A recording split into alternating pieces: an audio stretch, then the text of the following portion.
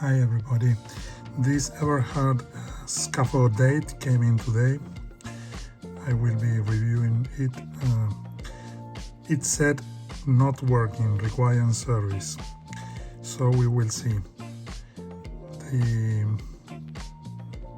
The watch is not ticking. The case, I have earlier removed the bracelet, and I think that these are the original spring bars, pretty corroded, but they are the original ones, or at least very old. And the watch shows in the case, this is the sturdier case of this Eberhard, the same used later for the diving watch. Edges are pretty clean. I see some signs of corrosion here, for example. So we will see what turns out when I open the watch.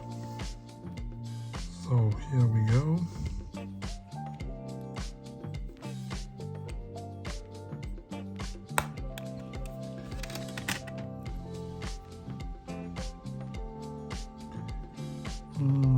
Okay. Well, rotor is turning.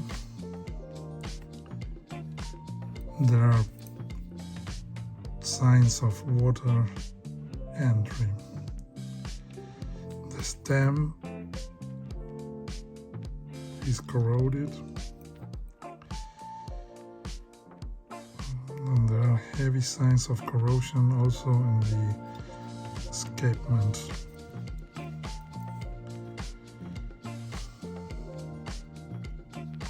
So the anchor also is pretty rusted, and the barrel, the winding barrel too.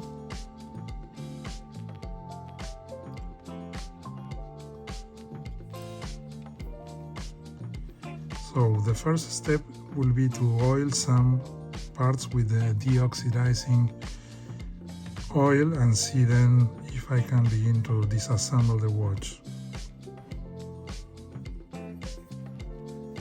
The first step is to remove the balance bridge and balance assembly, and to avoid any damages. First, I am noting that the roller table has a clump of rust, but okay, I will put this aside and begin with the deoxidizing process. We will proceed to see what happens here. The escape wheel and the pallet fork bridge are hiding some heavy damages. As you can see here, the pallet fork is like a piece of rust, and also the screws are badly rusted. So I managed to remove here the pallet fork bridge and begin with the disassembly of the winding bridge.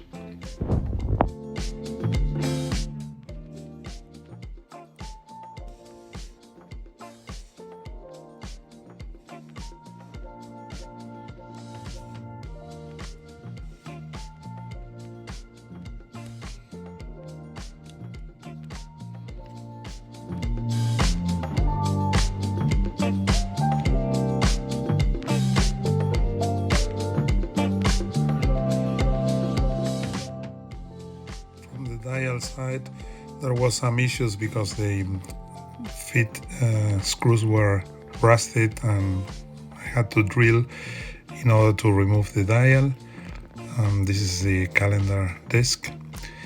The dial side doesn't seem to be so damaged as the rest of the watch, because the water came through the stem into the lower bridge. Here is the gear train.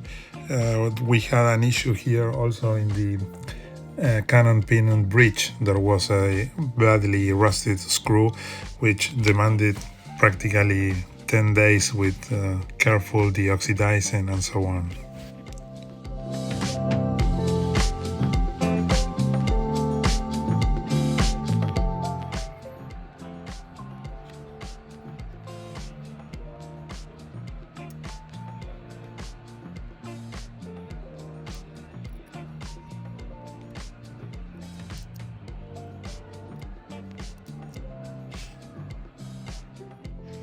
Oil and more oil is the only way to get inside this movement.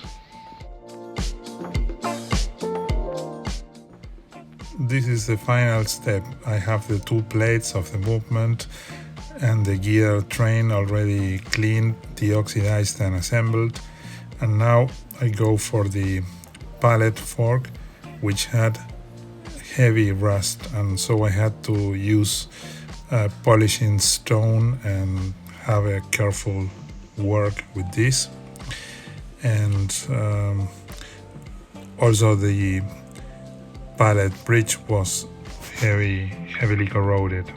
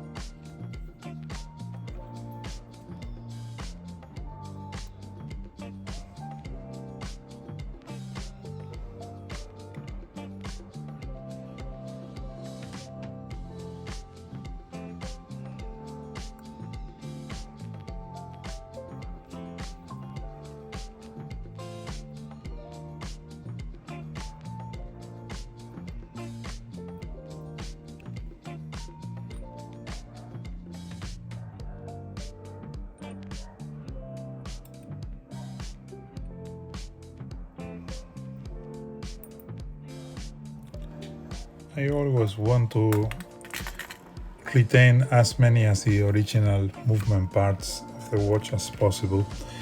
And for example, in the case of the pallet fork, which was heavily rusted, this included additional polishing of the jewels, and obviously it is difficult because when you use deoxidizing agents, you can damage the resin which is holding the pallet jewels in place, so this must be done very carefully.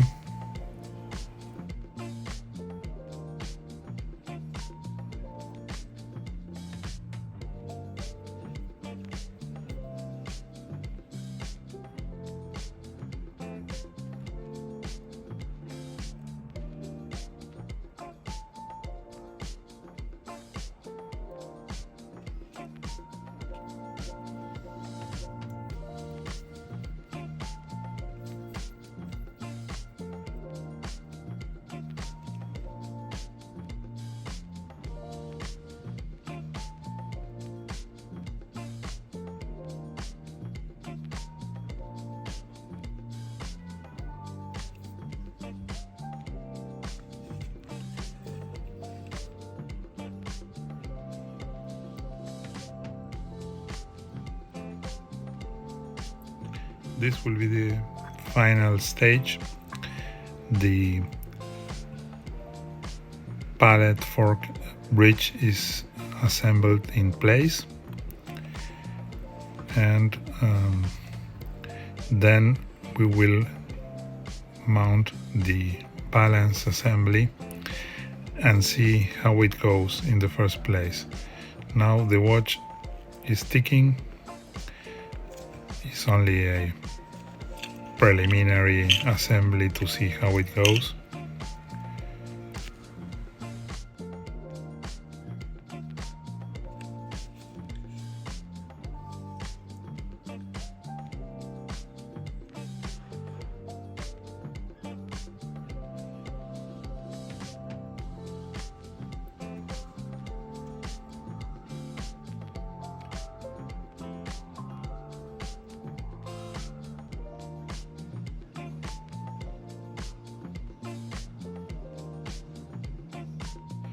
For the rotor, there is this small pin and spring to keep it in place, which is really very delicate, but okay.